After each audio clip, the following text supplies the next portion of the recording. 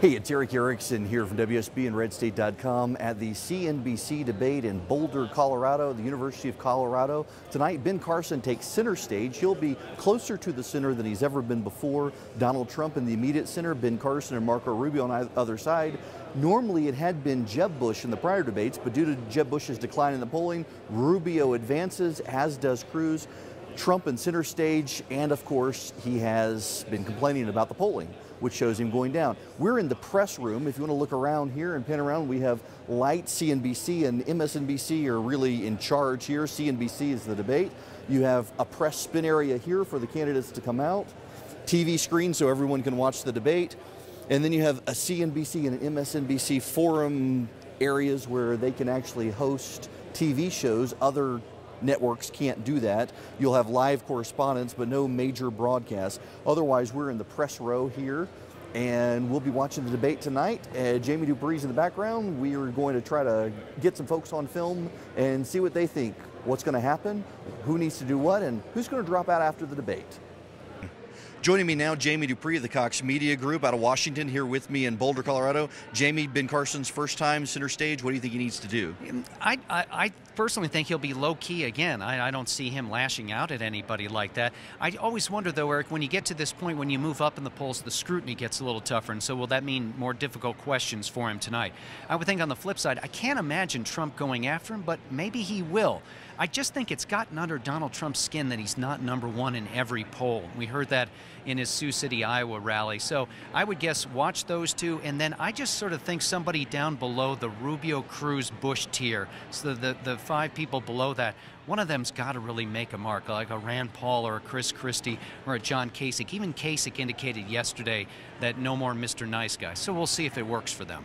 Rick Klein, ABC News. What are you expecting of Ben Carson, first time near the center chair tonight? He's never had this kind of scrutiny before. I mean, in his entire life, he's never had this kind of scrutiny. He's a front runner now, among the front runners, leading in 1 national poll, in 3 big polls in Iowa. So I think the other candidates are going to be asking a lot of direct questions. I think the moderators will start to focus on his record. And this is a guy that just hasn't had a long career in public life. He doesn't have well thought out policy positions in a bunch of areas, and I think he's going to be probed and pressed in ways that he hasn't seen before. David Brody. David, Ben Carson, first time on center stage for him tonight. What are you expecting of Ben Carson? Well, he is going to probably handle this very calmly. I mean, we don't expect anything less from him at this point, or anything more from him. I mean, I think he's going to just kind of take all of it in, and I don't think you're going to see any sort of anger issues with him. I don't think you're going to see him get snippy, if you will. The question then is going to become, how are voters, especially evangelical voters, but voters overall, how are they going to feel about him as commander-in-chief if they don't see a little fight in him? And I think that's the challenge for him to be calm, cool, and collected, but have a little zip to his answers. The question is, how much zip will he have tonight? I think we'll have to wait and see, but I do expect him to have some pretty good comebacks tonight. Ben Carson's first time center stage. What are you expecting?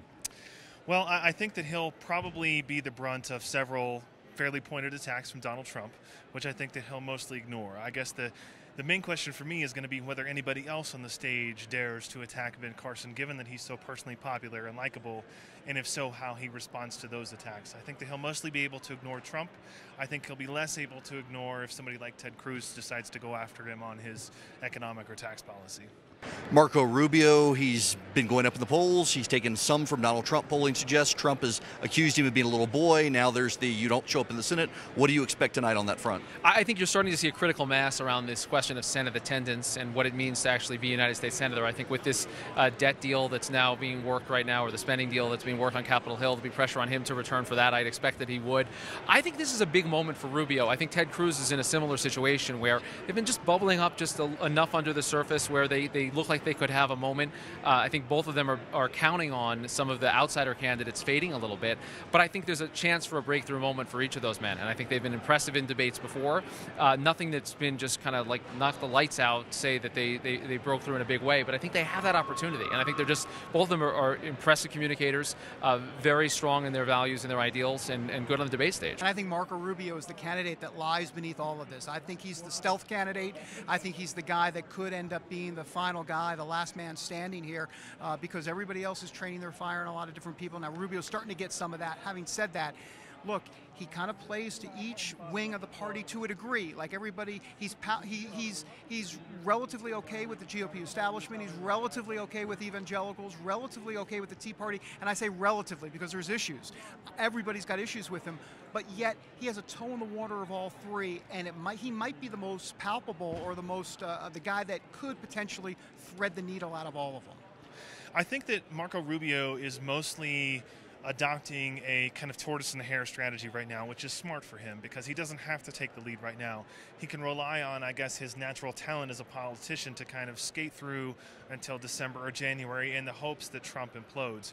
I think that he is another guy who can afford to basically ignore Donald Trump and say, I'm not going to respond to Donald Trump, I'm not going to pay any attention to what he says, and just go basically and say what it is that he wants to say in these debates. And given his talent, again, at the 30-second soundbite, I think that's a tactic that'll work well for him. The budget deal in Congress, I expect that's going to come up. This is an economic debate. I'm imagining Rubio, Cruz, and Paul may be able to try to shine? Yeah, I would think so, though. I guess to me it's still a lot of inside baseball, and so we'll see how much it comes up tonight. You know, the odd part is, are they going to be able to go back and debate it on Friday in the Senate? Will they come back for that vote? That'll be something to watch as well. Sure, if it comes up, they'll knock it out of the park. I would expect Cruz will work that in anyway to say this is one reason to back an outsider and to knock the Republicans out who are in the establishment. We've had a shake-up after every debate. Who do you think is going to be next to drop out? Yeah, I sort of look at one of the people in the bottom five, Kasich, Christie, Rand Paul, who else? Huckabee. You know, Huckabee hasn't done much in between debates. But then I look at all of them and think, you know what? They're not running very expensive kind of campaigns right now. So is it Jeb Bush who's under the most heat? Maybe, but I don't know. I think we wait until after the next debate, which, remember, is not even 2 weeks away. So my answer to your question will be a trick answer. Nobody drops out until after that next debate. You know, a lot of folks have been looking at Rand Paul for a while on this, and I think the fact that he has his Senate race. But, you know, I think we have this stretch now of a couple of weeks before the next debate. So I think it's almost in no one's incentive to drop out right now. I actually don't expect that the stage will look much different a few weeks from now. Maybe some movement off of the main stage and onto the undercard debate. But if you made it this far, there's an incentive to keep going, and then you start rolling into Thanksgiving. So I think, you know, if you're running a lean enough operation, you can keep it going for quite some time. Where's George Pataki? Have we seen him anywhere? Look, I think Rand Paul's on life support. I don't think there's any question about that. I think the lack of neoconservatism, if you will, has hurt him, especially what's going on in Syria and other places around the world. And so I expect Rand Paul to kind of really reevaluate some things in the next month or two. Well, I think that probably the next in line you would think have to be Rand Paul, not just because of you know, where he is in the polls, but also because of his burn rate and the amount of debt that he's racked up for his campaign. You have to wonder, just from a nuts and bolts perspective, how long he'll be able to keep the lights on.